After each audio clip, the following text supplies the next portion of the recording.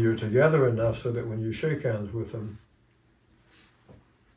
they offer their hand in a different way than, because most people just offer their hand in a nonchalant way with nothing there except squeeze you. And it's, the squeeze is from here, from the wrist to the fingers, that's it. If you're shaking your hands from an elegant point of view, in a traditional way, you would shake hands knowing that your grasp belongs to the back. And it does belong to the back muscles. And so, I mean, there are people in the elegant world that I've shaken hands with who actually have that ability. Walter Carrington had that ability. You're using your hands in a slightly different way here. They are belong to the back. We talk about it over and over. But there's a sense of, so the inspansion is connected when you shake a person's hand. You are clasping them, hand to hand, but you are aware that the hand belongs to the arm belongs to the back, and the muscles in the back are largely supporting your uprightness. So when you shake hands with someone, you don't leave yourself. You shake from where you are rather than where you're going again. And you just have to do that over and over and over and over. So we'll play with it today.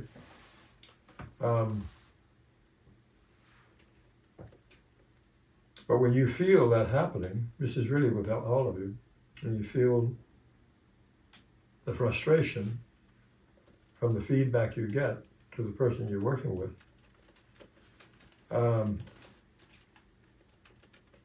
that's when you begin the exploration.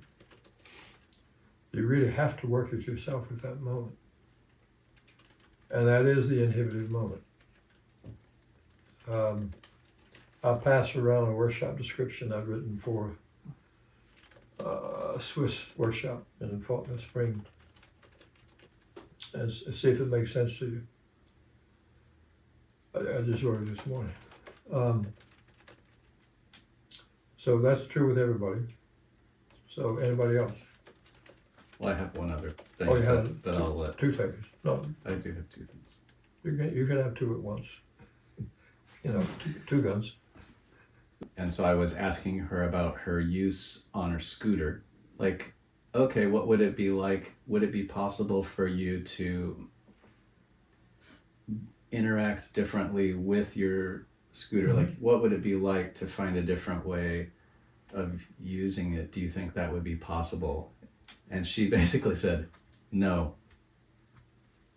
Well, and then I was like, I didn't know what to do then, because she was talking about pain in her arm because of how she used her brakes, and that it's very limited because the scooter itself is not built very ergonomically. So she's really limited. And so I felt like I was trying to explore possibilities there, but then it ended up in a dead end. And what happens then? How do I wasn't sure what to do. Well, first of all, she's not accurate. I mean, I wouldn't say that to her. Yeah. But I'm the way that it's a person. But I would not say, well, that's not true. Because it just stops the conversation. I would figure out a way to explore that with her. Because you can. A batter standing at bat, ready to hit the ball, can change the grip totally and entirely and change everything about themselves. But they have to be guided through that experience in order to have it become their reality. Your job as a teacher is to present that for them as a reality. So at some point, you go out to the scooter on a warmer day, out to the scooter, you dress occasionally, and you play with that on the scooter. And you could start by playing with it with the hands on the back of the chair. As it is possible to operate the scooter from an Alexander point of view. And it would take time. for the person to learn it. And it's conceivable, that's all you have to say, it's conceivable that you might reduce the pain in your arm. Because the cell phone is not ergonomic.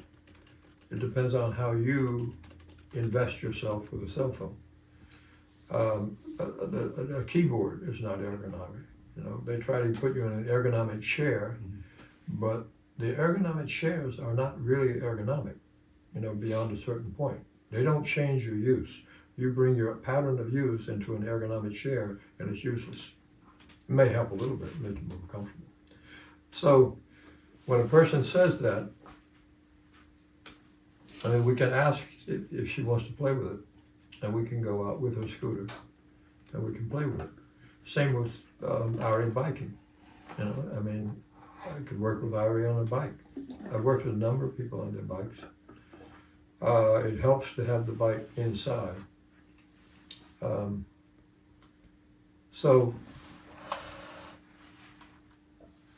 But that's why we're here. You know, you run up against all these things before you go out and put your hands on somebody in public.